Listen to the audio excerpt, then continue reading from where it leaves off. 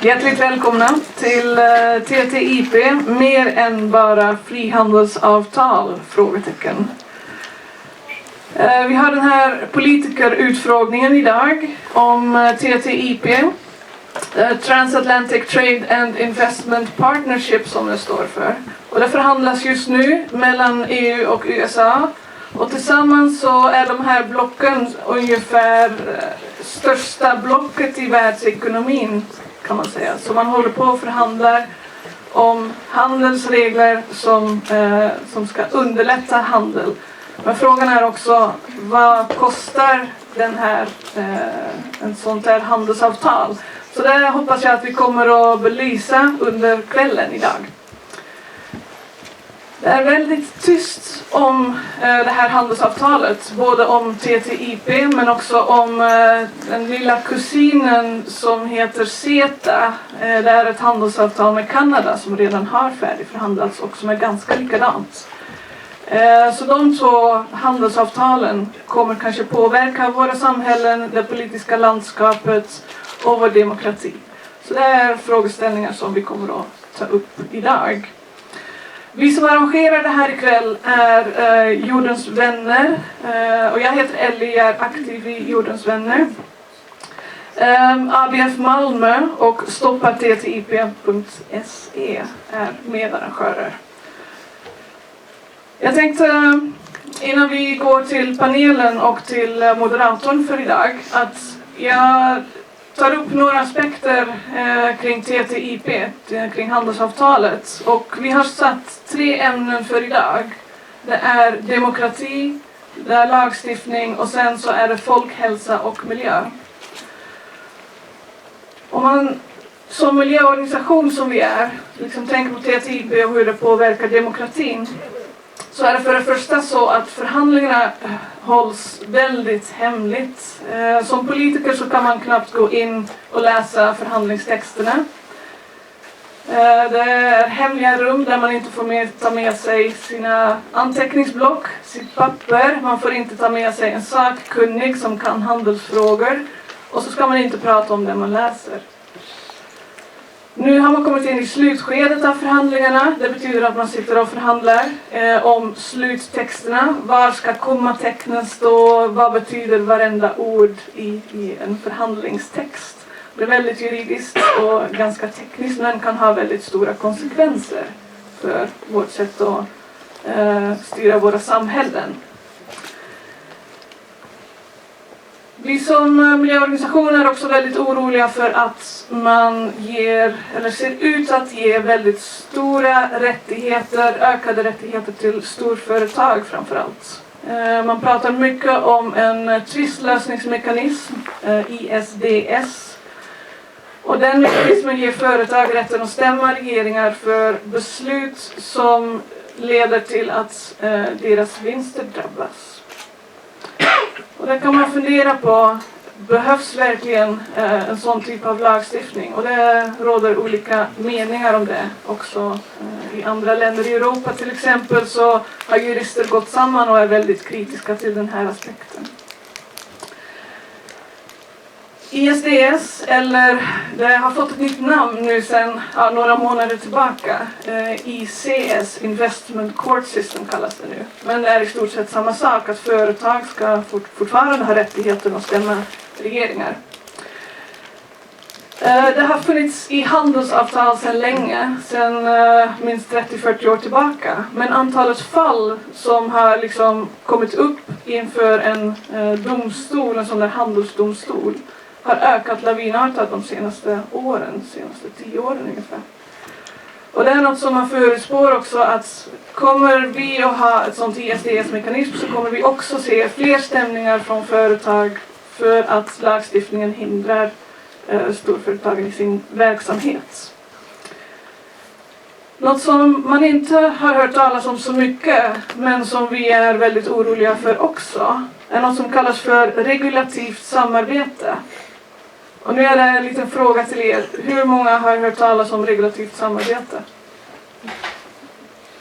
några få, och det är inte så konstigt. Det har diskuterats väldigt lite och ISDS har i alla fall varit i debatten. Men regulativt samarbete är något som är minst lika allvarligt. Tanken är då att innan ny lagstiftning ska beslutas så ska det bedömas, är den här lagstiftningen ett handelshinder eller inte. Och suga lite grann på den karamellen. Man ska bedöma om ny lagstiftning är ett handelshinder. Man säger, vi har i decennier liksom kämpat för en bra miljölagstiftning, bra konsumentskydd. Men oftast så betraktas de nog som ett handelshinder för vissa företag som vill kunna ha sin verksamhet som man brukar göra. Och nu ska man då ge ett stort inflytande redan innan beslut har fattats. Och det där ser vi som miljöorganisation som en stor risk att liksom regeringar, delstater inte kommer att våga föreslå progressiv lagstiftning. För att vad gör man om man sen säger att det här är ett handelshinder, ni måste göra om det? Ja, då sitter man där, ska man göra om sitt lagförslag och så vidare. Och det kallas, just den här mekanismen liksom att regeringar och delstatsregeringar och så inte ska föreslå lagstiftning som är progressiv längre. Det kallas för regulatory chill på engelska. Alltså någon avkylningsmekanism, att man inte föreslår bra lagstiftning. Just miljölagstiftning och till exempel arbetsrätt ses oftast som handelshinder också i dessa sammanhang. Så det är därför just miljöorganisationer är så aktiva i den här frågan. Och det märker vi bland våra systerorganisationer till exempel som vi har i flera europeiska länder och också i Bryssel. Att där är man väldigt på hugget och väldigt aktiv och väldigt orolig för effekterna av både TTIP och CETA. Om man ska nämna några konkreta saker som tas upp i förhandlingarna, då är det bland annat offentlig upphandling. Då kan man säga offentlig upphandling, ja, det är ju en handelsfråga. Och då är frågan, ska vi kunna ställa krav på lokalproducerad mat till exempel? Det är en av de aspekterna som man försöker få bort från vårt sätt att styra samhällena. Så ingången från både EU och USA är att man inte ska kunna ställa sådana krav på maten som man köper in till exempel till skolor och sjukhus. En annan sån fråga som diskuteras väldigt mycket är energi. Det finns ett helt kapitel om energi och där har EU gått in och krävt att USA ska öppna upp för export av olja och gas. Och just olja och gas som man har i USA är från klimatsynpunkt nästan de värsta sorterna. Det är smutsig olja från Kanada och det är gas som tas fram genom en metod som heter fracking som har väldigt stora miljökonsekvenser.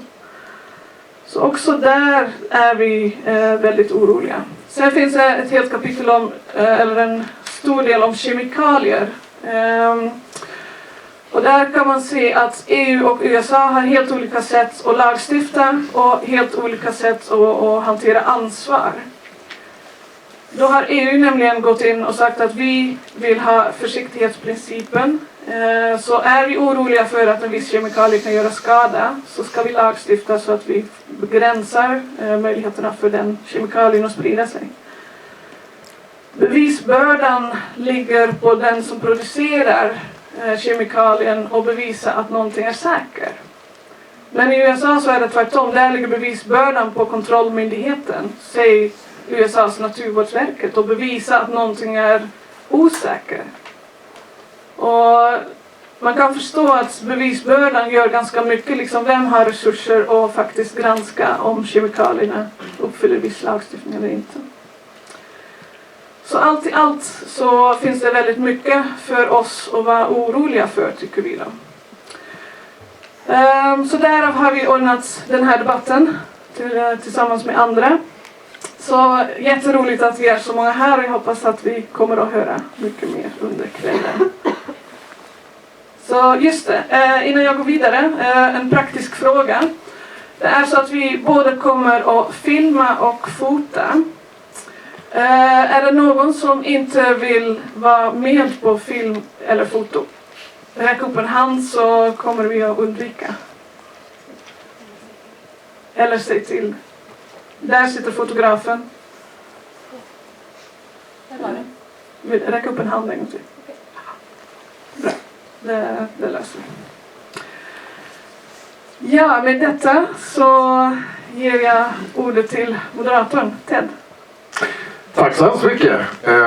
Vad roligt att se att det är så många människor som har kommit hit också. Alltså tänk om det kunde avspeglas i den andra debatten kring de här frihandelsavtalen, framförallt TTIP som vi ska prata om här ikväll. Innan vi kastar oss huvudstupa in i diskussionen så tänkte jag att jag ska introducera panelen för er. Vi har en trehövdad sådan, skulle egentligen varit 4, men Daniel Stajcic från Vänsterpartiet har tyvärr blivit sjuk. Det innebär då att framförallt Carl och Per-Arne som snart ska få en introduktion får luta sig lite extra mycket mot sitt vänsterben ikväll i diskussionen här. Vi kanske har vänsterpartister även i publiken som kan delta. Men en som inte kommer att luta sig så mycket åt sitt vänstra håll, tror jag i alla fall, det är Sofia Herrström från Liberala ungdomsförbundet. Välkommen hit. Carl Schlüter, ja, en applåd.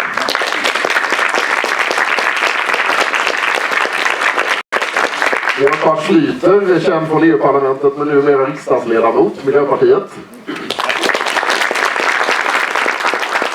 Och Per-Arne Håkansson som socialdemokrat sitter också i riksdagen i näringsutskottet. Välkommen.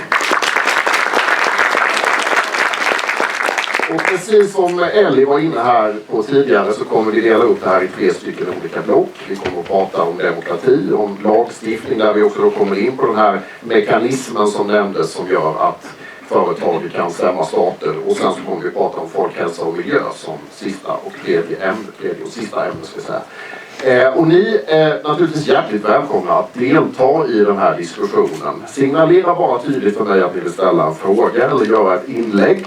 Så kommer någon, som i det här fallet är man eller grönt, förlåt jag glömde ditt namn.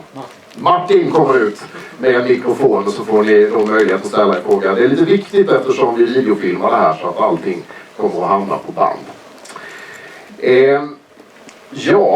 Jag tänkte egentligen först börja med att låta var och en av er som sitter i panelen här säga om ni är för eller emot TTIP i första hand, frihandel generellt i andra hand och sen ange ert huvudargument för att ni har gjort det ställningstagande ni har gjort. Ska vi börja med Sofia?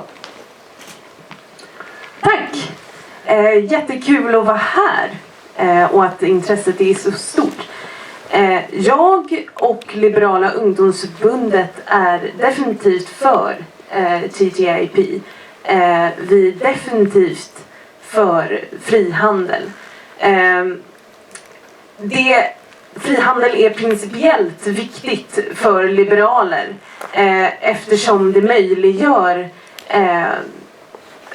friare handel av varor och tjänster, mer frihet för individer, bättre förutsättningar för social, ekonomisk och miljö- och jämställdhetsmässig utveckling. Tack, Carl. Ja, frihandel finns ju inte där all handel är reglerad och det är beroende på hur man reglerar den är bra eller dålig. Så jag är neutral i den frågan. Däremot är handel bra i många fall, men hälften av jordens handel sker med likvärdiga produkter. Varför ska vi skicka pepparkakor till USA och brownies hit? Man kan ju byta recept. Så att en del handel är onödig.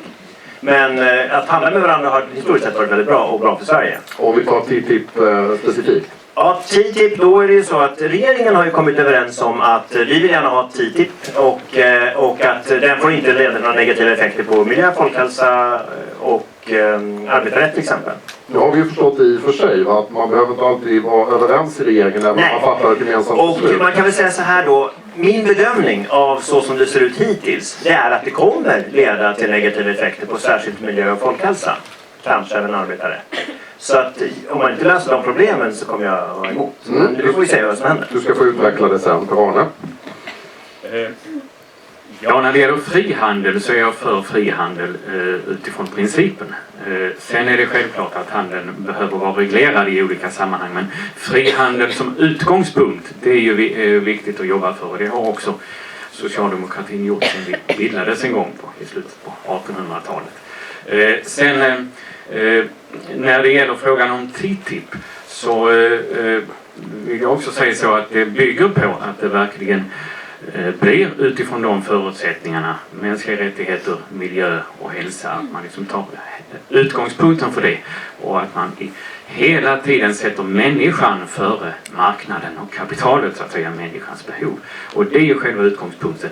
Så som det har diskuterats och förts fram nu, så är jag för att vi skriver på avtalet. Men det är ju under förutsättning att dessa förutsättningar gäller också när det är dags att fatta beslut. Får jag fråga dig då, var går gränsen där någonstans? Alltså, när så att säga kommer människans behov i andra hand, som du sa, att det är viktigt att människans behov sätts i första hand och att man respekterar vissa grundläggande saker. Men var går gränsen? Hur mycket är du beredd att förhandla bort? Ja, det handlar om inte att förhandla bort någonting, utan det handlar ju om demokratin. Att vi ska kunna, så att säga, upprätthålla en demokrati där det är politiska beslut och folkets vilja som ytterst fäller avgörandet. Sen kan man självklart ha synpunkter på nyanser i olika sammanhang i detta. Men det är ju den yttersta grunden för mig som politiker att jobba för. Om jag ställer frågan då till alla tre, hur förhåller sig TTIP och även CETA som nu faktiskt är färdigförhandlat och som vi kommer in på så småningom. Hur förhåller sig TTIP, det vi vet om det, för det är ju inte färdigförhandlat ännu, är avtalet, till demokrati och till de demokratiska spelreglerna och till det demokratiska systemet? Jag tror det finns en vidspridd uppfattning om att TTIP kommer få långtgående följder för sättet vi stiftar lagar på. Och att det utgör ett hot mot rättssäkerheten. Det är en förhandling. Och medan Liberala ungdomsförbundet är med själ och hjärta för frihandel, så vill vi självklart garantera att själva avtalet, det pragmatiska realpolitiska avtalet, fattas med insyn och på ett rättssäkert sätt. Men vad har du för egentligen för bevis för att det skulle vara på ett motsatt sätt, det vill säga att det inte blir inskränkningar i demokratin i de förhandlingar som sker och i det slutgiltiga avtal som vi kommer att få se så småningom?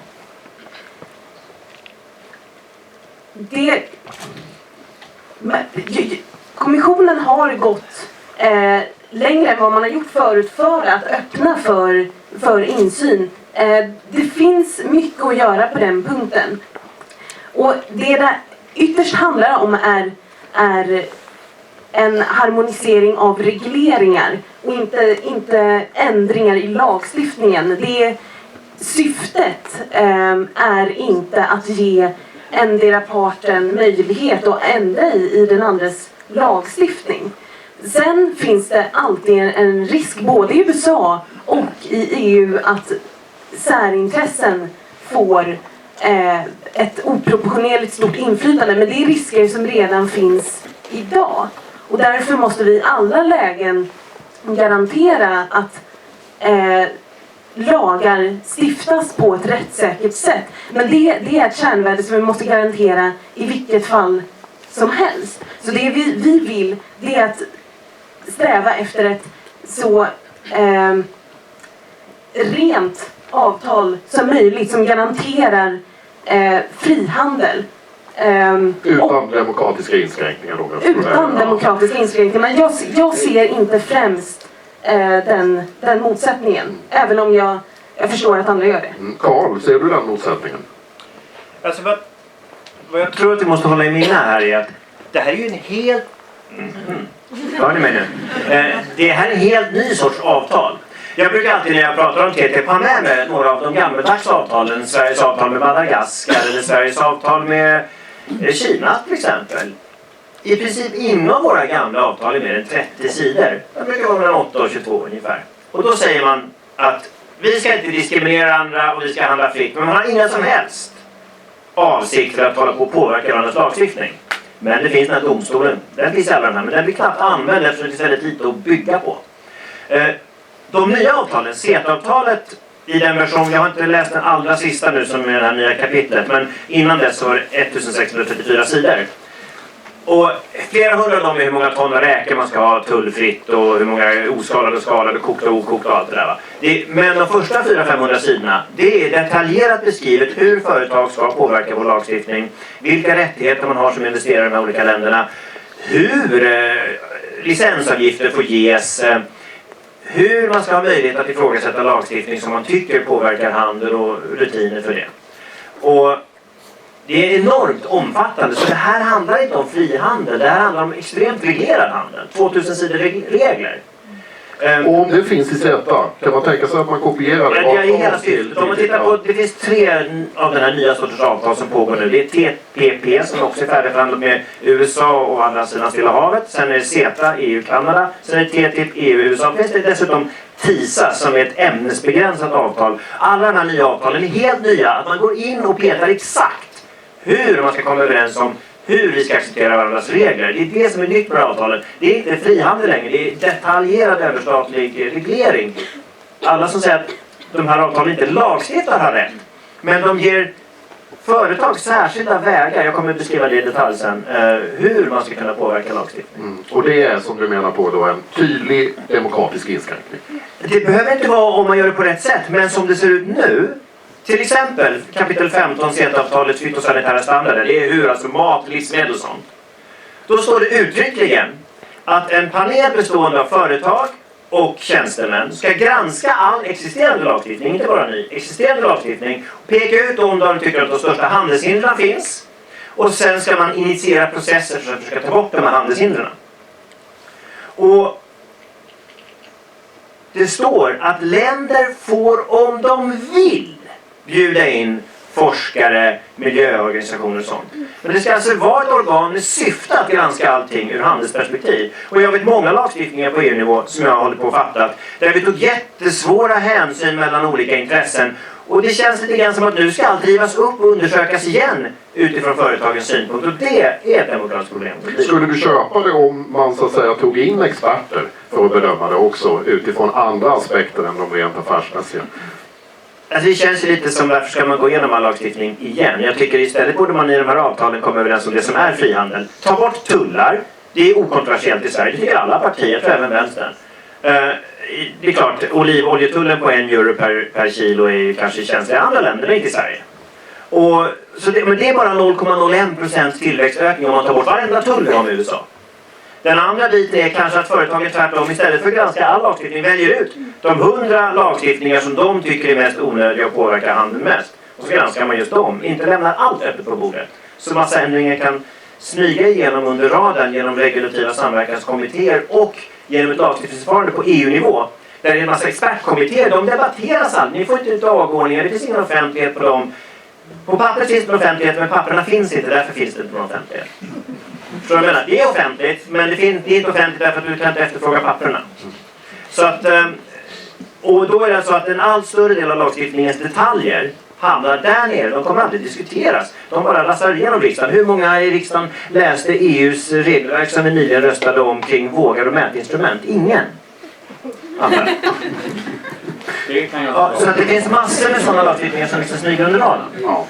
Och det här är ju, hur ser du på den risken, Marwane? Att det här så att säga går igenom utan att man egentligen har koll på vad som händer? Ja, alltså risken kan ju finnas när man ser det så övergripande, men vi vill ju eliminera den risken och vår inriktning är ju att eliminera den risken genom att ha ingående samtal. Jag tror det är 12:e runda nu som man är inne på för att förhandla. Och att man förankrar och ser till så att synpunkterna kommer med som är viktiga för att med i det fortsatta arbetet. Så att, får man något gehör för det då? Ja, det anser ju jag att i alla fall mitt parti har fått hittills. de diskussioner som har varit i EU. Jag stämde av så sent som idag bara för att vara någorlunda uppdaterad så att inte någonting har hänt nu på senare tid. Men det besked som är och som bygger på det som våra socialdemokratiska företrädare då i EU står bakom, det är att vi offentliga domare tillsatta av berörda parter, det var ju tidigare inte så i detta. Möjlighet till överklagan, staters rätt att reglera i offentlighetens intresse garanteras. Och sen då tydligare etiska riktlinjer. Det är det som så att säga, vi har drivit på. Det är kanske fler som har gjort det säkerligen och anser att med det så känns det som att vi är beredda att gå vidare så att säga. Men samtidigt vet jag att det har många protester inom fackföreningsrörelsen, inte minst i Tyskland. Det finns stark kritik fortfarande. Många företrädare inom mitt eget parti i olika europeiska länder är inte nöjda med detta, tycker att detta går inte tillräckligt långt. Vi behöver åstadkomma mer resultat innan vi så att säga kan säga att vi är klara. Men utgångspunkten är så här långt att vi har ett stöd kring det som gäller nu. Men självklart bygger detta såväl som andra så att säga, politiska processer på en kritisk granskning.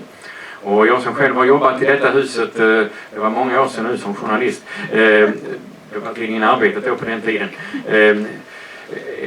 vill ju lyfta fram det här med kritisk granskning. För utan kritisk granskning och undersökningar så utvecklar vi inte demokratin. Det är viktigt att vi fortfarande är kritiska. Ja, samtidigt är det svårt att kritiskt granska något som det är så dålig insyn i, tänker jag.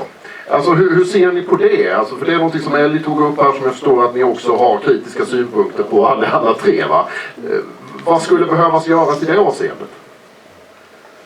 När det gäller den bristande insynen i den här processen. Det är någonting som LUF och det står för Liberala ungdomsförbundet och Liberalerna är positiva till EU som ett frihetsprojekt. Men därmed inte sagt att vi tycker att EU i sin nuvarande form är helt perfekt. LUF vill definitivt verka för överhuvudtaget en större insyn i EUs processer. Och det är ytterst viktigt för att man ska garantera människors fri och rättigheter. Så en större insyn, jag tycker man har gjort framsteg nu i TTIP. Man har hållit public hearings och man har öppnat upp för en annan typ av debatt. EU har klargjort sina ståndpunkter i dokument och gjort det tillgängligt för människor på ett annat sätt. Det är definitivt ett steg i rätt riktning. Man kan göra mer på den fronten, men Cecilia Malmström har gjort och verkat för större insyn och det tycker jag är positivt. Men EU är ett frihetsprojekt både marknadsmässigt, men det måste ändå också bli det rent demokratiskt och därför finns det fortfarande saker att göra. Carl? Jo, men jag är ordförande i EU-nämnden och vi beslutade om svensk linje när det gäller TTIP. Och då är alla svenska partier för att man ska ha ökad öppenhet här, men vi har inte fått gehör. Det är det som är problemet. Och själv har jag satsat mycket på öppenhet. Jag har en pågående rättsprocess mot kommissionen som jag vann första ronden. Vi får se vad som händer nu. Men i EU-domstolen om att lagstiftningsförarbete ska vara öppna och när kommissionen har kritiska synpunkter ska de vara öppna. Och jag vann i första instans, nu är det uppe till hela domstolen. Vi får se om jag vinner där också. Vad skulle det innebära för processen med TTIP om det skulle vara en helt annan process. Alltså 93% av de som kom in med synpunkter innan man skulle börja förhandla, det var företag. 3%, 4% var folkrörelser. Det var en extrem obalans i vilka krav man ställer. De här avtalen syftar alltså till att underlätta företagens handel och hur det påverkar andra saker, det var man mycket mindre intresserad av att ta reda på från början. Så det var den obalans som startade själva, för det gäller även CETA-avtalet. Och så det är en obalans i hur man går in i de här förhandlingarna. Och sen har ju riksdagen då ett hemligt läsrum på näringsutskottet sekretariat. Och jag är hittills den enda ledamoten som har gått in och läst där. Vi hoppas på att de andra snart ger sig dit. Men inte ens där fanns det särskilt mycket hemligt. Mycket av det som var hemligt där hade kommit ut i offentligheten sedan dess. Jag hittade ett papper där som jag inte har hittat någon annanstans bland 6 pärmar med material. Som fortfarande var hemligt. Det var det mest intressanta dessutom. Vad stod det där? Det kan jag inte säga. Men hela vitsen här är att de papper riksdagen har tillgång till, de papper riksdagsledamöter har tillgång till, vi som ska fatta beslut om det här, de papper vi får, det är bara EUs papper. Vi får inte USA vad de tycker och vill. Vad USA tycker och vill kan man dock läsa på Association of Meat Producers, Association of Poultry Producers, Association of Chemicals och de 60 kraven från läkemedelsindustrin där de vill ha medverkan i kommittéerna som bestämmer prissättningen på läkemedel. Vilket jag inte tycker är så bra. Det blir dyrt. Många miljarder faktiskt. Så att det finns ju vad USA tycker till stor del vad deras branschorganisationer tycker. Så då får man läsa deras papper, men vi får inte se vad de föreslår. Du är inne på någonting där som är rätt intressant också, nämligen fördelningen. Alltså, det kanske är en ledande fråga på något sätt, men vem vinner mest på ett sånt avtal som TTIP? Är det EU eller är det USA? Det är nästan omöjligt att säga. För det finns ju saker i USA där de har högre skyddsnivå. Till exempel julmust. Det finns flera det är ett annat problem. Delstater i USA har ibland särregler. Vilket man förbjuder. Till exempel här vi var inne om offentlig upphandling. 24 delstater i USA gynnar lokal handel genom att om det lokala alternativet är mellan 5 och 7% dyrare. Alltså, man får gynna det lokala alternativet även om det inte är billigast. Upp till 7%. Den typen av lagstiftning tvingar sig bort av det här, så de är emot det. Och sen till exempel då så har de striktare regler för cancerogena kontamineringar av färgämnen i vissa färgämnen. Och då har EU snabbare regelverk. Då har vi ett problem här om det ska vara fri handel. Så att det är inte bara EU som har massa problem med USA. USA har massa problem med EU också. Det går åt båda håll faktiskt. Vi ska alldeles strax, tänkte jag, släppa in frågor och synpunkter ifrån er. Ni får gärna fundera ut sådana under tiden. Jag tänkte bara innan vi gör det, när det gäller den allmänna debatten som jag var inne på här lite inledningsvis, alltså i Tyskland till exempel, så har det varit ett jättestort rabalder kring det här med TTIP. I Sverige har man nästan inte hört någonting. Vad beror det på, tror ni, att debatten inte går så hög i Sverige? Glöm inte mikrofonen när vi ska svara. Ja, alltså, debatt har det ju varit, men kanske inte så mycket i offentligheten. Så jag tror det har varit rätt mycket debatt inom partier och inom organisationer och inte minst inom den fackliga rörelsen också har det ju varit debatt. Ja, hur går debatten inom arbetarrörelsen? Du som ändå är representant för den här. Ja, vi hade ju en debatt på förra distriktskongressen om TTIP här i Skåne. Vi hade debatt på partiets kongress också. Och det är ju en levande debatt hela tiden eftersom så att säga avtalet fortfarande förhandlas och det händer saker på området. Men man får väl säga att det har inte riktigt slått rot hos gemene man, om man får uttrycka sig så. Och det kan ju ha olika orsaker. Det har ju varit väldigt mycket fokus på till exempel frågan på senare tid som ju har tagit stort fokus kring debatten både kring EU och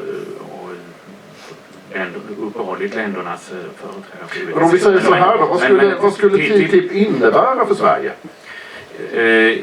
Ja, alltså utgångspunkten för min del och för mitt partis del är ju att om så att säga TTIP ska bli verklighet och vi ska ställa upp på det, så ska det innebära förbättringar. Det ska leda till att vi kan utveckla vår handel på ett sådant sätt att vi skapar tillväxt och dynamik och stärker vår konkurrenskraft. Och vi ska ju vara medvetna om att det handelsavtal som då kommer att tecknas, om det blir verklighet, det kommer ju att vara världens mest omfattande handelsavtal mellan de två stora ekonomiska storheterna, då Europeiska unionen och USA. Så det är klart att det har väldigt betydelse för länderna som ingår i dessa på olika sätt. Men det ska ju inte leda till att demokratin och den hållbara utvecklingen så att säga försämras. Det ska tvärtom leda till att vi kan kanske också genom TTIP-avtalet hjälpa till och så att säga ska gå åt rätt håll så att säga. Annars känns det ju meningslöst tycker jag och så att säga driva frågor. Vad tror ni andra att TTIP kommer att betyda för Sverige? Om jag bara snabbt får gå tillbaka till din tidigare fråga. Det kan du få göra. Med Tyskland att göra, så tror jag att Tyskland och Frankrike är starka aktörer i EU nu. Och utifrån deras perspektiv så skulle den här högre konkurrens utgöra ett hot. Jag ser det definitivt som något positivt. Om de industrierna skulle konkurrensutsättas, så finns det stora effektiviseringsmöjligheter till exempel. Det kan inte vara så att Tyskland har drabbats av frihandeln, om vi nu utgår ifrån att det också kan vara något negativt, och därmed så har debatten växt till liv där på ett annat sätt än vad den har gjort här. Nej, där håller jag inte med om din grundpremiss. Drabbas av frihandel är ett begrepp som jag inte är bekant med. Nej, och vad gäller Sverige så tror jag att frihandel och det här avtalet i en vad ska man säga, så ren form som möjligt, utan allt för många avsteg vad gäller regler, som risken är när många särintressen, när det är många fingrar i syltburken. Ett rent avtal skulle innebära möjligheter för små svenska företag. Man skulle öppna hela den amerikanska marknaden. Och bara det faktum att det är att vi aldrig har sett ett sånt här stort frihandelsområde tidigare. Det ser liberaler som ett stort steg framåt. Förhoppningsvis så skulle det utgöra ett gott exempel, förutsatt att avtalet blir bra i sin utfallet blir bra, så skulle det förhoppningsvis öppna för fler typer av fler handelszoner, och så småningom vill ju LUF se en global frihandel, så att förhoppningsvis är det här ett steg ditåt. Carl, du ska få svara på de här frågorna också. Tack. Jo, men först Tyskland då. Jag tror att orsaken till att Tyskland har debatterat så mycket i Vattenfall, de har ju stämt Tyskland 2 gånger, inte med hjälp av de här avtalen, men med samma sorts domstolsprocess med energiavtalet som vi har med. Ja, för det är egentligen inte bara i TTIP eller CETA som det här förekommer, utan det förekommer också i andra. Ja, det finns ju över 1000 avtal redan idag, och Sverige har ungefär 65 stycken, men jag kommer till varför det är stor skillnad jämfört med förut. Men Tyskland då har ju haft de här att de stämde dem för att Vattenfall blev i Hamburg lovade att strunta i europeisk vattenlagstiftning. Och sen när det kom en ny rödgrön regering, delstatsregering i Hamburg, sa nej, ni måste faktiskt följa både tysk och europeisk lagstiftning. Och då sa Vattenfall, nej det tänker jag inte, jag har blivit lovad något annat. Och så stämde man dem, och sen blev det en uppgörelse som är hemlig, så jag vet inte vad som står i den. Och sen har Vattenfall även stämt Tyskland för sin kärnkraftsavveckling, för det tyckte de var fel också, vill ha pengar för det. Så det här har skapat en viss debatt i Tyskland. Jag tror också en orsak till att debatten är större i Tyskland och Frankrike är att i Sverige så är ändå vi väldigt frihandelsvänliga. Vi har haft en tradition av frihandel, så det är inte så dramatiskt med ett frihandelsavtal. Det tycker vi är ganska oproblematiskt. Vad jag däremot vill betona är den enorma skillnaden jämfört med gamla avtal och de här avtalen. Det är här, vi får inte luras och tro att ja, det här är ett frihandelsavtal. Det är inte ett frihandelsavtal, det är ett regeringsavtal som reglerar allt mellan himmel och jord. Alkohollicenserna i Malmö, tycker ni att kommunfullmäktige ska avgöra dem eller en domstol i Washington? Frågan är helt uppenbar, men vi förflyttar den uppgiften dit. För med det här avtalet med CETA, TTIP vet inte, men CETA vet vi, då står det att licensavgifter ska bara täcka kostnader. Så om man vill få ner spritförsäljningen så får man inte använda det som metod och så vidare. Men, och vad får det för konsekvenser för Sverige, var din andra fråga. Det är inte heller någon som vet. Alliansregeringen försökte räkna på det. De gav Kommerskollegium ett uppdrag att räkna på det. Och uppgiften att 0,01% tillväxt, det var ju så jätteimponerande engångseffekt om man tog bort alla tullar. Så gav man dem ett nytt uppdrag och säga om vi tar bort alla tekniska handelshinder. Vad blir det då? Ja, det blir 0,47%. Men att ta bort alla tekniska handelshinder är ju totalt absurt. Det skulle innebära att vi tar bort GMO-märkning, att vi tar bort varenda regel som reglerar elsäkerhet eller någonting och bara använder USAs standard rakt av. Eller att de använder vår standard rakt av. Så det är totalt utopiskt. Sen finns det påverkbara och icke påverkbara handelshinder. Hälften av alla handelshinder är inte påverkbara. De icke påverkbara handelshindren är till exempel att vi föredrar att dricka julmust på julbordet snarare än Coca-Cola. Och det kan man inte ändra i lag. Man kan inte tvinga folk att ha cola på bordet. Utan det är ett icke påverkbart tekniskt handelshinder. De som är påverkbara är till exempel det här om tillsatser i maten, om märkningsregler och allt möjligt. Och här har vi enorma skillnader i konsumentkultur och ansvarskultur som vi är inne på. I USA är företagen rädda för att bli masstämda och förlora mångmiljardbelopp när de klantar sig. I EU så förväntar vi oss istället att företagen ska uppfylla lagstiftningens krav innan de säljer någonting. Och då tar myndigheterna över en del av det ansvaret. Och då är det svårare att få mångmiljardbelopp från företag när de har gjort något fel. För man lastar samhället för det ofta. Så vi har två helt olika ansvarsutkrävande struktur. Risken med det här avtalet nu blir att USA får behålla sin oansvariga metod att godkänna nya saker utan att europeiska medborgare får samma rättigheter som amerikanska medborgare att klämma åt amerikanska företag när de har gjort någonting fel. Så där riskerar vi en effekt på Sverige. En positiv effekt som skulle kunna bli är just vissa tullar. Det finns tullar på skor, cyklar och bilar till exempel. Det är lite fler områden. Och det skulle kunna få en viss marginaleffekt för de företagen. Sen skulle vi kunna ha en del förenklingar som är verkliga. Till exempel kan man ha samma färg på samma bilkabel för samma syfte i de två länderna. Jag tycker inte nödvändigtvis att våra röda kablar är bättre än deras bruna. Det kan man tänka sig ändra på. Det är ju ingen miljöeffekt. Däremot, någonting man har sålt de här avtalen med, det är ju att krocktesterna slipper göra dem 2 gånger. Och det har varit paradexempel för hur man skulle kunna spara administrativa kostnader. Men problemet med det paradexemplet är att en oberoende utredning kom ganska nyligen. Och då såg man att det skulle leda till flera hundra nya döda och många tusen skadade i Europa om vi använde mutual recognition. För det är olika sätt att ha regulativt samarbete. Ett är att man harmoniserar reglerna. Ett annat är att man accepterar varandras regler. Och om vi accepterar amerikanska bilsäkerhetskrocktester så kommer flera hundra dö och flera tusen skadas mer i trafiken. Så det var inte bara neutralt avskaffa. Vi hade inte likvärdiga saker fast vi trodde att de var likvärdiga. Så det är rätt komplicerat det här att avskaffa reglerna. Och det bevisas ännu tydligare av kommissionens ansvarige tjänsteman för att avskaffa onödiga regler mellan EU och USA. På 7 år har han lyckats avskaffa 4 av 300 föreslagna regler. Och vad man räknar med nu är att avskaffa hälften av alla tekniska handelshinder med USA på 2 år. Alltså 4 på 7 år och så ska vi nu göra hälften på 2 år. Ni hör ju själva att det är en ganska ambitiös agenda. Vi ska släppa in lite publikfrågor nu tänkte jag. Ska se om det är någon som vill ställa en fråga på temat demokrati. Vi har en frågeställare där borta. Sträck upp handen ordentligt så vi ser dig. Så kommer en mikrofon alldeles strax att använda.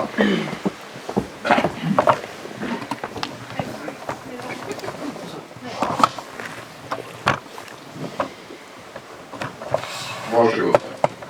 Tack så mycket. Jo, min fråga var detta. Varför hålls inte förhandlingar om TTIP så hemliga om de i teorin inte är skadliga för demokratin eller för den vanliga människan överhuvudtaget? Varför hålls de hemliga?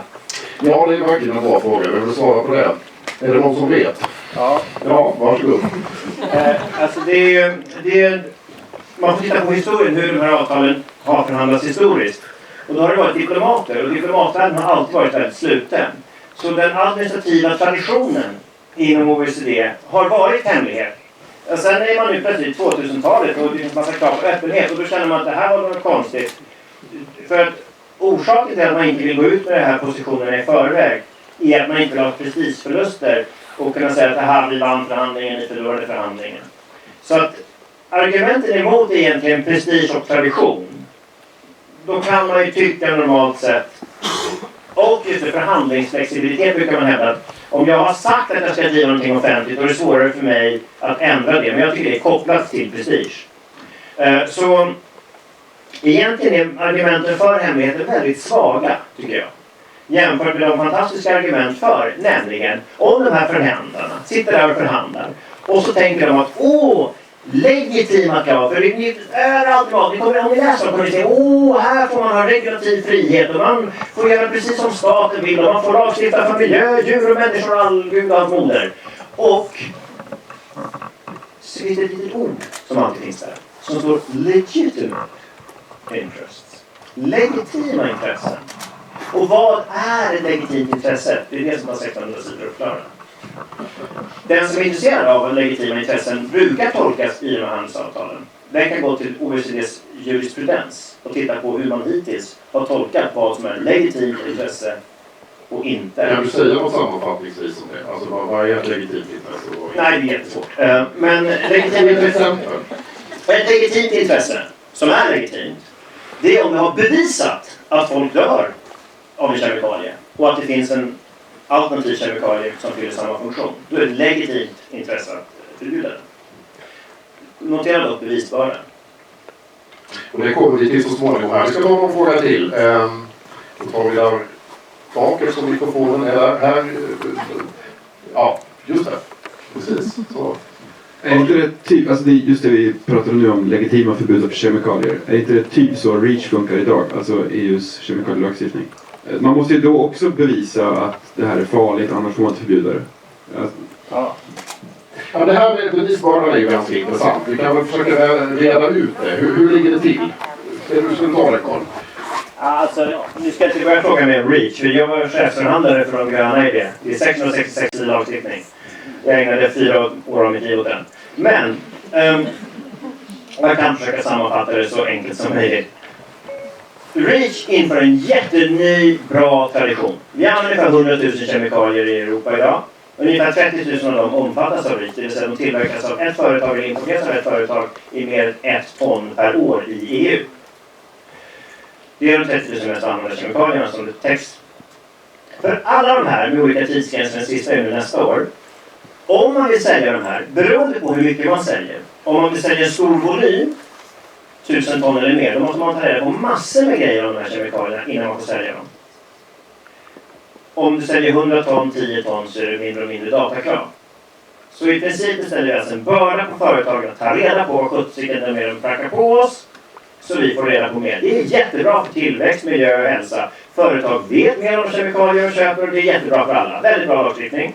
Kostar ungefär 50 miljarder, tjänar ungefär 500 miljarder i bara hälsoeffekter. Miljöeffekterna är okända men positiva. Nu, det är vad som gäller för att få sälja den. Men om staten vill förbjuda den, då är det däremot omvänd bevisbörda. Så det är lite både och. Företagen har bevisbörda för att berätta om kemikalien. Men vill man förbjuda den, då är bevisbördan omvänd. Då måste staten bevisa. Där vi däremot har, precis som Bernard påpekade, vi har en försiktighetsprincip. Så beviskraven är något lägre än i USA för att förbjuda den. Men de är fortfarande höga. Vi kan ta ftalater till exempel. Då är det ju under 20 års tid har vi vetat att de har hormonstörande effekter. Men fortfarande så erkänner inte EU, EUs livsmedelsmyndighet erkänner inte att den har hormonstörande effekter. Medan Kemikalieinspektionen i Sverige säger att den har det. Så att bevisbördan är åt båda håll. Företagen måste bevisa egenskaperna, men vill man förbjuda den så är det staterna som ska bevisa. Men det finns en försiktighetsprincip som gör att bevisen inte måste vara vattentäta. Det räcker med ganska tunga bevis. Om man tittar på de 74 kemikalier som har granskats, de största alltså förbudskemikalierna då, så kan man säga att vi gjorde för lite för sent i 70 fall och i 4 fall så hade vi kanske en överdriven reaktion. Men traditionen är så att staten reglerar för långsamt och för sent. Och problemet med den här typen av detaljerade regler med särskilda rättigheter för företagen, om man tar det här kemikalieexemplet då, i CETA där vi ser texten. Om man ska förbjuda en sån kemikalie med CETA, om till exempel då Kemi, vi publicerar en rapport om till exempel hur man ska reglera nanoteknik. Då måste de innan den blir offentlig skicka den till FDA som är USAs motsvarande myndighet. De skickar den sen till amerikanska kemiindustrin som sätter sina jurister i att granska varje vetenskaplig rapport och säga att det här vetenskapliga underlaget är inte bevisat, ni måste bevisa det här en gång till, ni måste granska det här en gång till innan Kemi ens får publicera rapporten. Så de påverkar innan den ens är publicerad och vi kan ha en offentlig debatt i Sverige.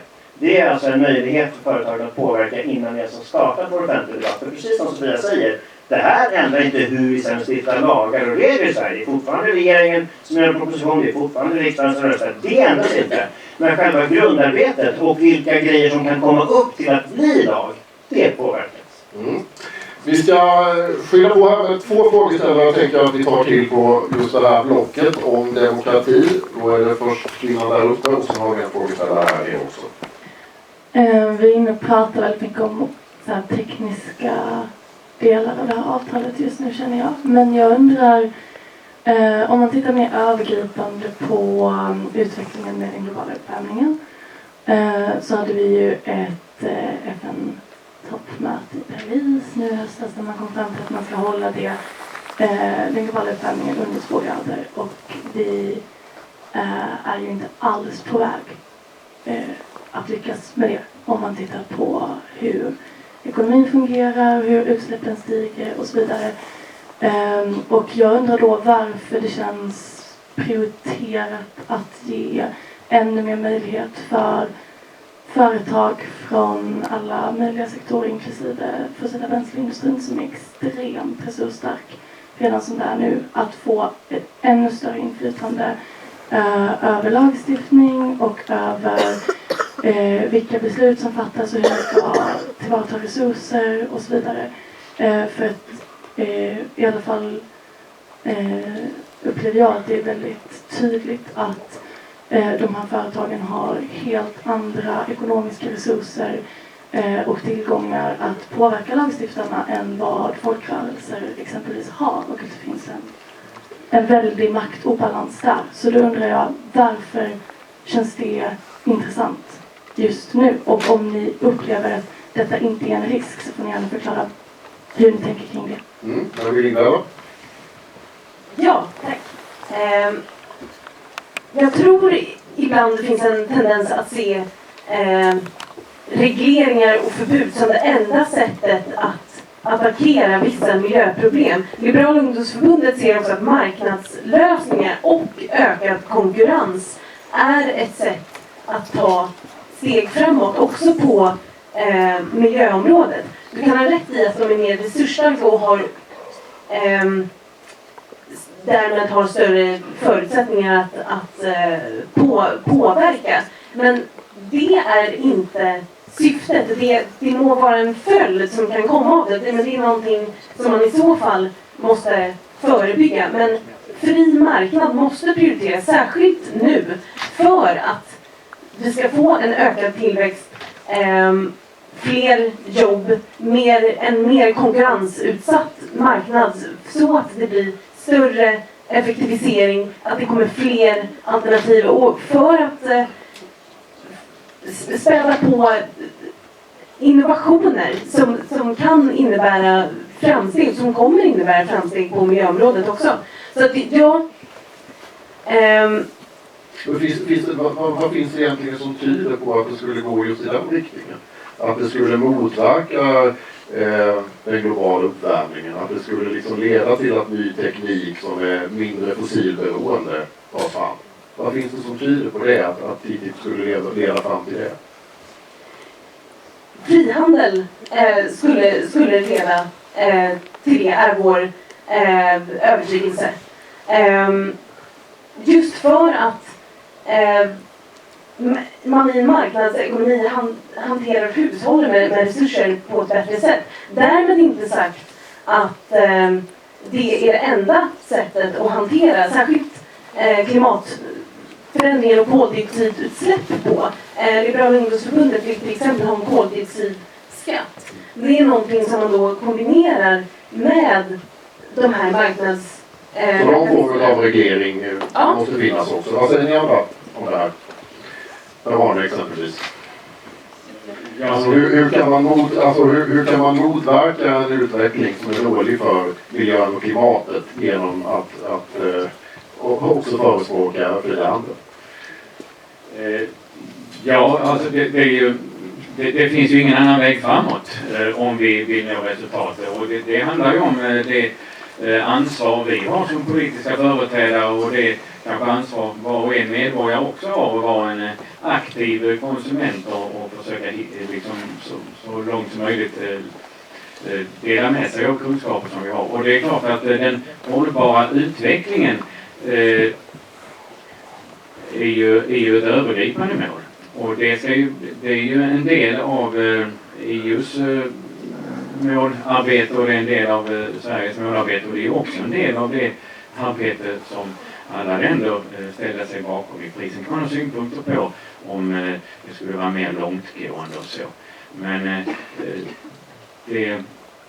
det är den väg vi har att jobba framåt, den hållbara utvecklingen, och se till och motverka växthuseffekten så mycket vi kan. Sen är det klart, enskilda handelsavtal, även om detta är ett stort och omfattande handelsavtal, så tror jag kanske inte att den hållbara utvecklingen faller på om det blir TTIP-avtalet eller inte, så att säga, utan det bygger ju också på en hel del andra beslut som tas, och inte minst det förtroende som vi har att bära som politiska företrädare i olika länder, om vi så att säga lever upp till dem. Vi ska fråga någon frågeställare här fram med också. Jag vet att det är många som har signalerat att de vill vara med i diskussionen. Ni ska få göra det så småningom också, men vi måste nog efter den här frågan gå vidare med de andra ämnena som vi ska ta upp också. Varsågod.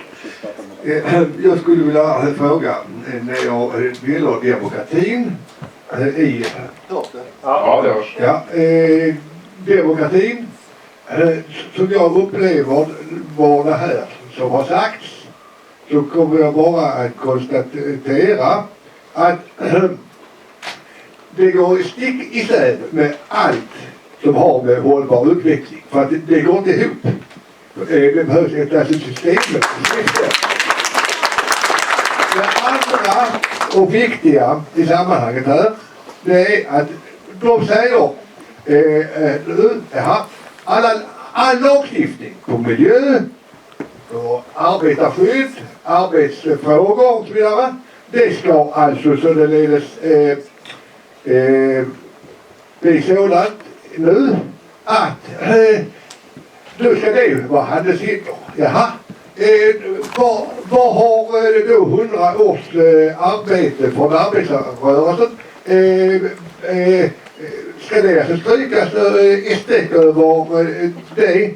Jag tycker ärligt talat att det är så här att hela det här projektet, så att säga, det går alltså stick i stäv med ambitionen för att bygga upp ett hållbart samhälle socialt och ekologiskt, därför att projektet... Har du en fråga? Och frågan är om ni håller med om detta. För att det är faktiskt så att det behövs ett systemskifte. Vad är så att säga ett acceptabelt handelshinder som man kan riva ner, och vad är inte det, om vi börjar där? Vi var inne på arbetsrätt, miljölagstiftning, vi har varit inne på flera sådana delar. Vad säger ni om det?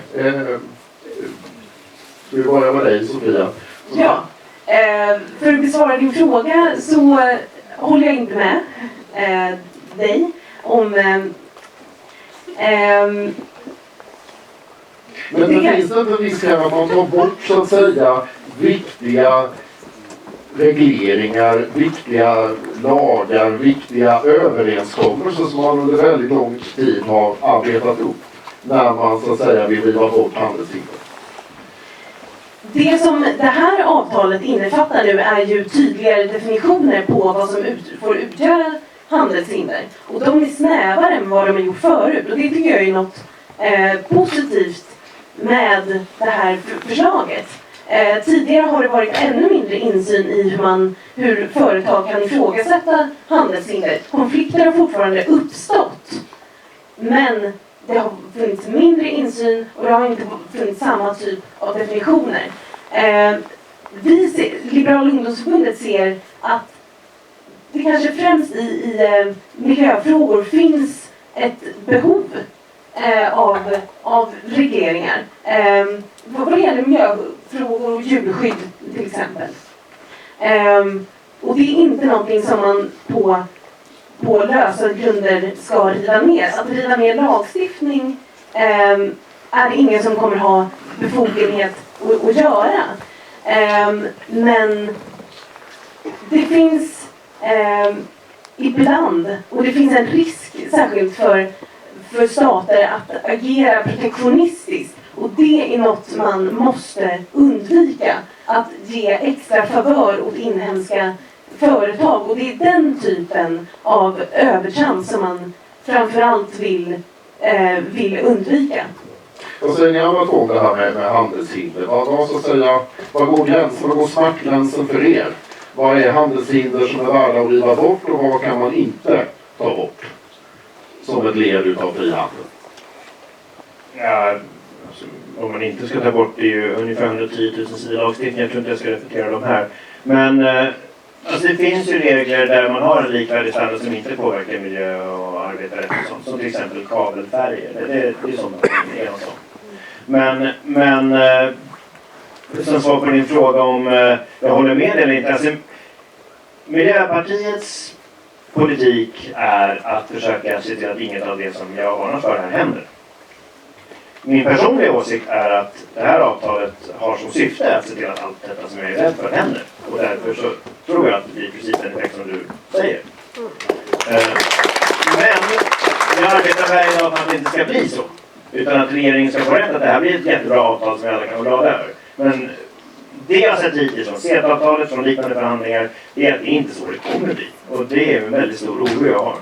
Och sen, det finns en liten missuppfattning om det här med regler. Det var också din fråga om klimatet. Alltså, det finns saker i det här avtalet som kan gynna klimatet. Nämligen om vi tar bort tullar eller om vi underlättar upphovsrätten och därmed överföringen av viss teknik som kan vara miljövänlig. Men det uppvägs av att EU av säkerhetspolitiska strategiska skäl vill minska beroendet av Ryssland på fossil gas och olja. Så vill man importera skifferolja och frackad gas från USA och Kanada. Och det är mycket värre ur klimatsynpunkt att man gör de källorna mer lönsamma, särskilt när priset har gått ner så mycket där.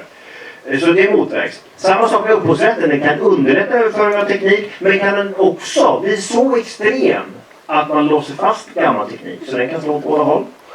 Och sen så finns det inte att all lagstiftning kommer försvinna, utan vad som kommer mycket vanligare är att man har en ömsesidig acceptans. Som vi tar EUs batteridirektiv till exempel. Jag lyckades driva igenom att man ska kunna enkelt byta ut batterierna i alla de apparaterna ni har.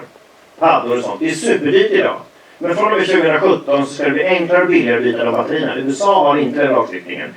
De välkända företagen med Äpple på och sånt, de bekämpade med näbbar och klor mot det här. Vad de kommer göra nu?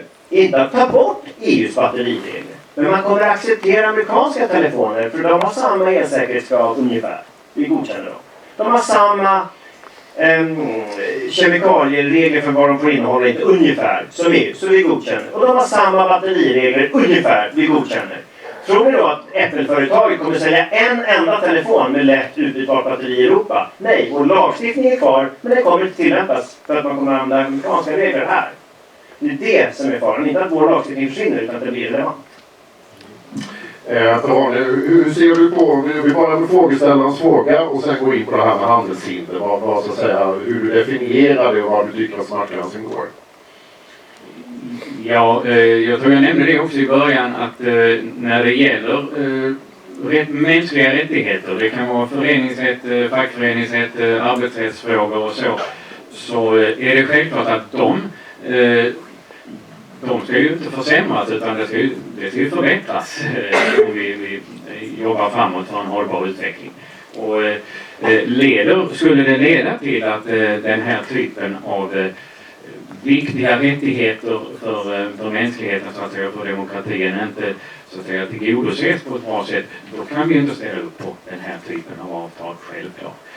Men vi måste ha en tro också, tycker jag, på att demokratiska länder i Europeiska unionen som ändå sedan decennier tillbaks gör historiska insatser med att samarbeta och samtala. Tidigare har det varit stridande parter. Demokratiska stater med öppenhet som man kan som kanske skiljer sig åt från olika länder, men det bygger ändå på demokrati och folkvilja. Att vi så att säga har kraft att driva fram en politik som leder åt rätt håll. Och sen tror jag att det finns, när det gäller vissa standardiseringsfrågor, tekniska frågor, så kan det finnas fördelar i att man hittar gemensamma lösningar här. Men de grundläggande rättigheterna, hälsofrågor, för att förbättra folkhälsan, miljöfrågor och så, det ska vi inte tumma på för att få igenom ett avtal, utan de är självklart avgörande för att vi ska kunna ha en bra framtid. Men risk för att det här ska bli ännu mer tekniskt då, det kanske redan har blivit, så tänkte att vi ska gå in på det här med tvistlösningsmekanismen som ju numera förkortas ICS, tidigare var det ISDS. Vad skulle en sån mekanism få för konsekvenser för lagar och lagförslag om vi då pratar om det regulativa samarbetet om TTIP går igenom?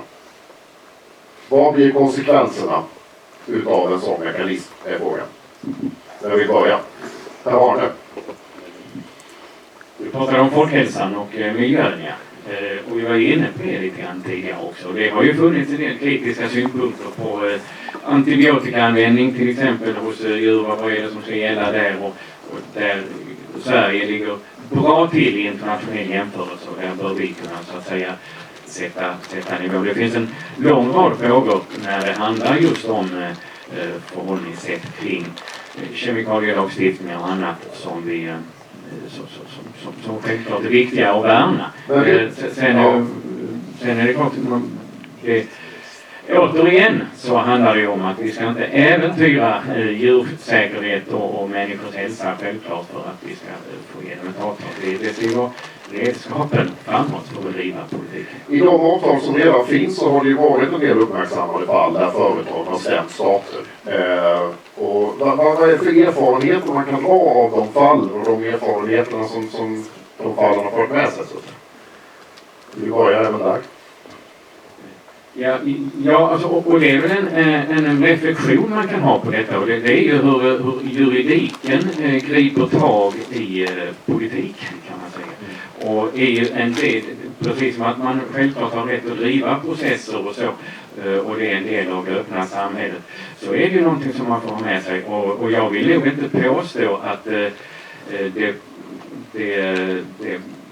ena är bättre än det andra så att säga. Men att jag tror det blir en ökad grad av juridiska bedömningar när man har den här typen. Och det tycker jag man kan vara kritisk med. Men om jag ställer frågan så här då till er andra också. Är det rimligt överhuvudtaget att företag ska kunna stämma staters regering?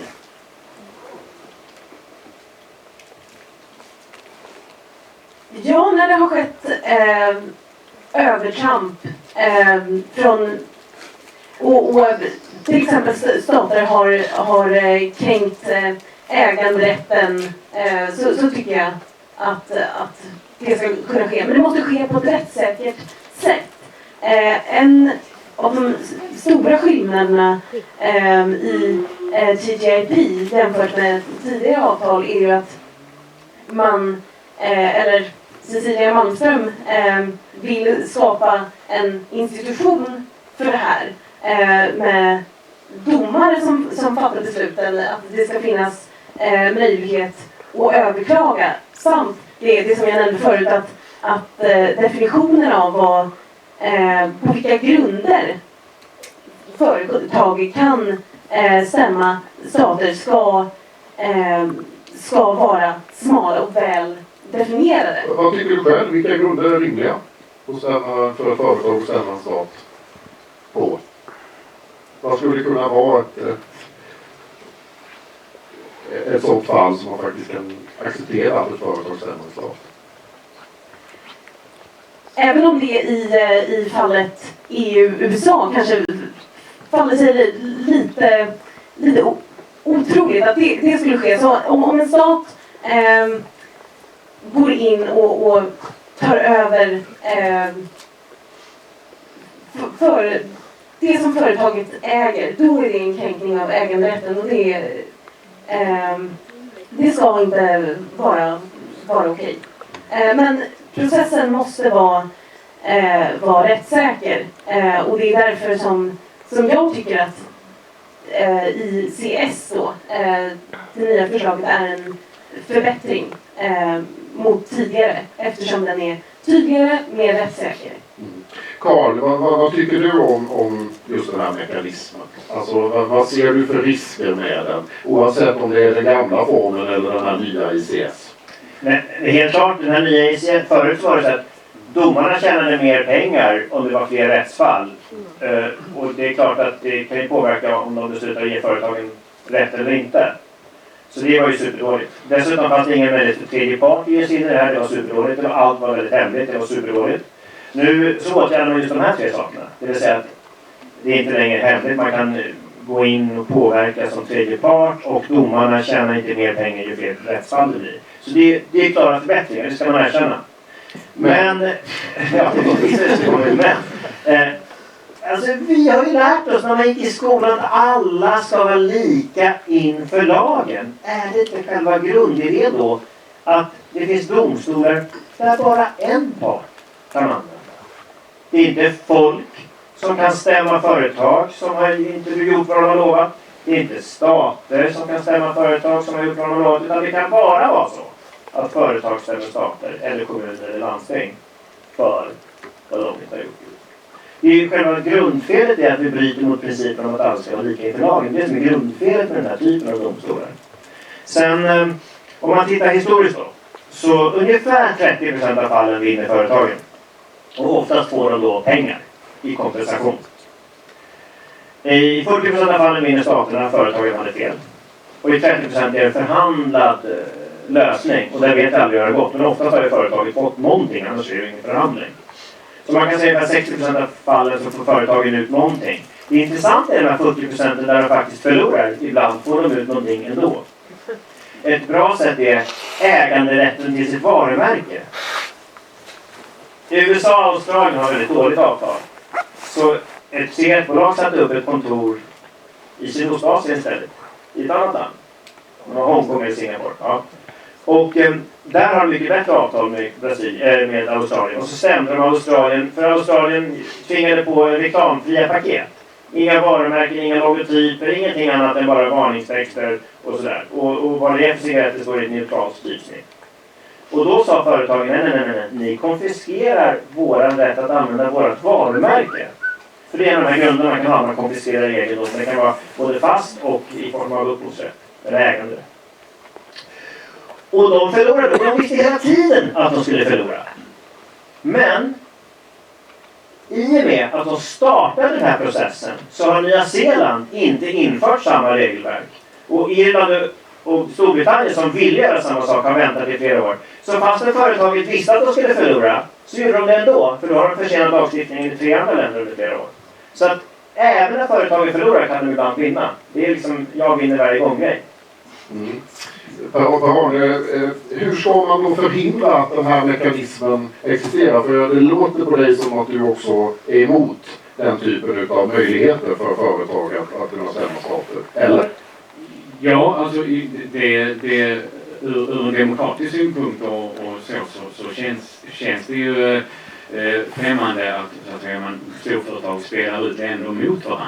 Samtidigt vet jag att den här investeringsskyddsklausulen och skiljedomsförfarandet och så, det har ju kommit in därför att det har uttryckts från näringslivet annars att det var meningslöst med den här typen av frihandelsavtal. Så att det är ju en slags kompromiss man har gjort redan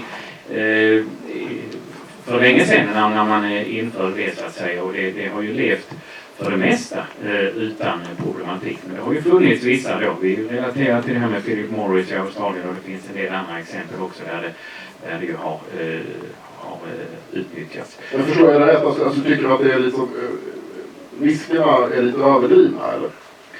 Ja, det beror på vad man ställer frågan till. Ja, och det som jag tycker är det viktiga i sammanhanget är att man har en öppenhet och en offentlighet och att vi så att säga är transparenta i det som sker.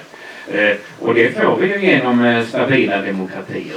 Och det är ju, vi har ju handelsavtal med en lång rad olika länder och det har inte alltid varit självklart att det har varit demokrati i alla länderna, och då har man haft avtal. Så återigen så är ju det kanske den viktigaste frågan att driva internationellt hela tiden. Men självklart så är det så känns det ju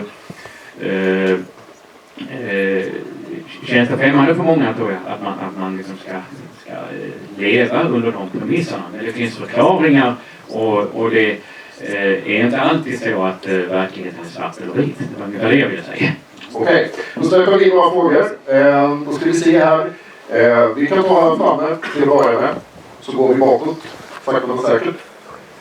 Ja, jag har en väldigt kort fråga som gärna får ett kort svar från Liberalen och Socialdemokraten. 15 000 tyska domare har sagt att ICS är ett hot mot rättsstaten och helt onödig inom TTIP och att det inte gör någon skillnad med de ändringar som har gjorts från ISDS-systemet. Förklara gärna för mig varför de här experterna har fel. Ja, vem vill börja av er? Ingen gissar jag. Eller ska vi ta Sofia först? Varsågod. Så här. För mig är frihandelsavtalet det viktigaste.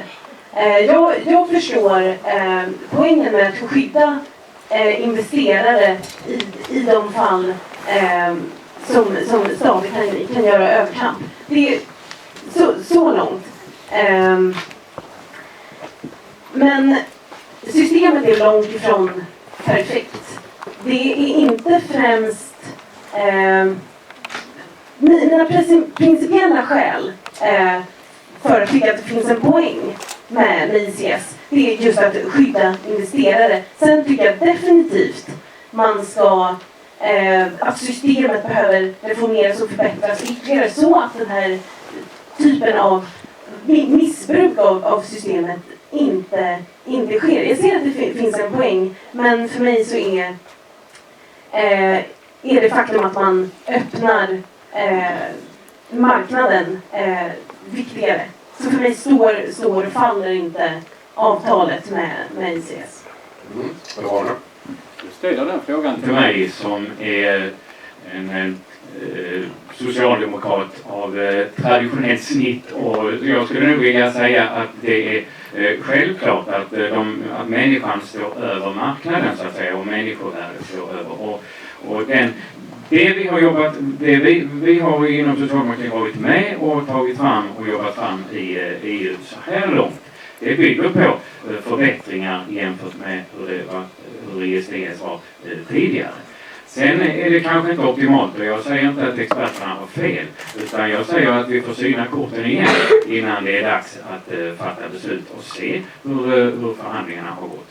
För det finns absolut ingen anledning att så att säga oförblommerat säga att det här köper vi rakt av, utan det är en kritisk hållning som är viktig hela tiden. Ända in i så ni kommer att fortsätta driva frågan om en bättre sån här mekanism eller ingen mekanism alls då i de fortsatta diskussionerna? Ja, alltså det är utgångspunkten. Mänskliga rättigheter, miljö och hållbar utveckling, det är oerhört viktigt att ta med. Ja. Tiden springer ifrån oss här. Vi ska ta en kille där uppe i blå tröja som har hållit handen uppe så länge. Ja, jag tror det är blå tröja i alla fall. Det är du. Jag är lite orolig för att du ska svimma snart, så att vi får en fråga där. Varsågod. Hej.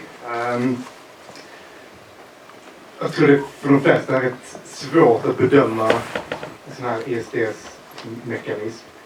Huruvida den är legitim eller inte. Men bara för att göra ett exempel, något som jag skulle kunna tänka på min egen värld. Ponera att jag som privatperson har lite skog här utanför Malmö. Jag producerar någon form av biobränsle.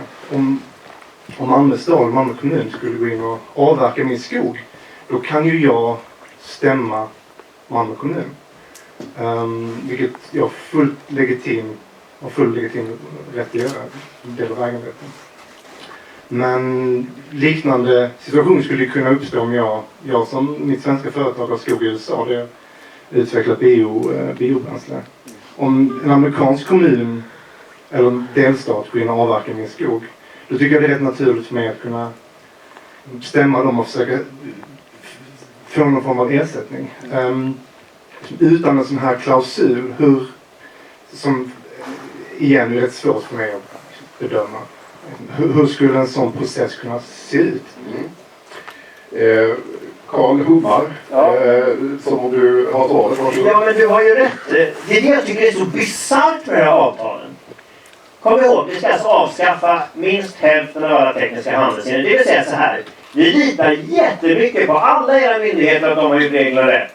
Och ni litar på våra myndigheter, de har gjort allting rätt. Men vi litar på domstolar. Nej. Högsta domstolen duger inte att avgöra din skogsavverkningskostnad eller ersättning. Utan det ska vara en specialdomstol. Så man säger så här. Vi litar på er allting, alla regler och allting. Men domstolarna, nej. Det litar vi inte på. Det ska vara oberoende utanför. Det är ju totalt ologiskt. Om man inte litar på varandras domstolar ska man inte skriva det här avtalet. Om man inte litar på varandra överhuvudtaget. Den här typen av mekanismer kan finnas när man handlar med diktaturer. Alltså, ibland kan det bara snå allting. När det gäller din skog så är det helt legitimt. Och om man inte har den här klausulen i avtalet, då avgör ju respektive lands förvaltningsrätt eller domstol och ska överklaga tills det kommer upp till Supreme Court i USA eller Högsta förvaltningsdomstolen i Sverige. Så att vi har redan det på plats. Och USA, om jag tror att det här avtalet ger massa nya investeringar i Sverige, då kan man titta på USAs handelsdepartements utvärdering över investeringsklimatet i olika länder. Och det säger man, Sverige är det land i världen där amerikanska investeringar är tryggast. Så vi har ingenting att vinna på det här för att få nya amerikanska investeringar. Det är inte alls så. Så att, nej, jag tycker nog att varför inte lita på Högsta domstolen och Högsta förvaltningsdomstolen och lita på Amerikas Supreme Court. Och är det så att man inte gör det, då kanske man ska ta sig och fundera på om man vill investera där. Det andra här som händer är att man delvis får ett nytt sätt att beräkna skadestånd på. Det finns ett kalkbrott på Gotland som ni kanske har hört talas om. Ojnare skogen ligger där. Nu har regeringen fattat beslut, att det ska bli naturreservat. Företaget hade legitima förväntningar att ha ett kalkbrott. Idag kan de stämma svenska staten och det kommer de också göra. Men den ersättning de får, om de hugger ner din skog, så får du värdet av skogen plus 20, 30, 40% brukar det vara ungefär i extra ersättning för att de konfiskerar den.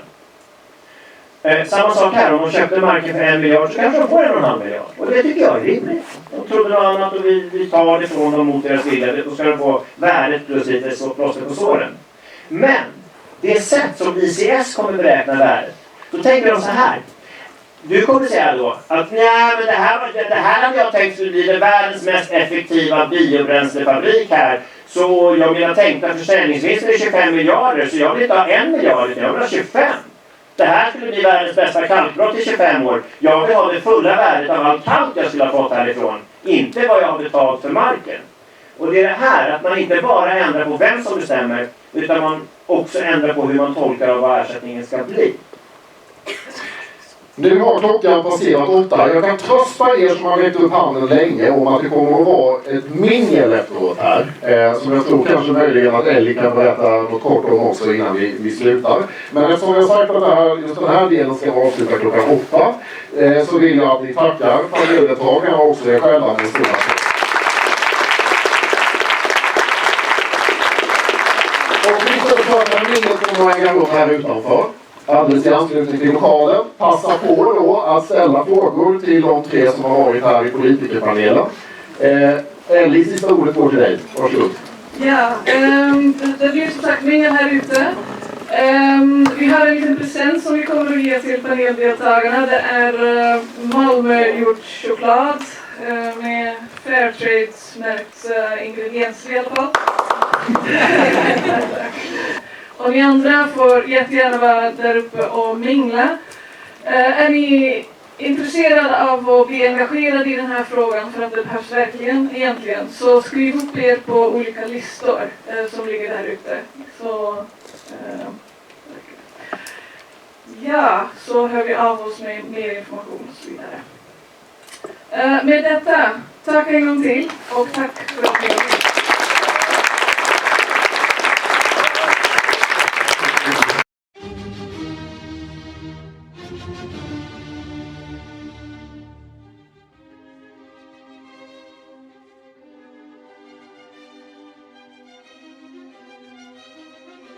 Thank you.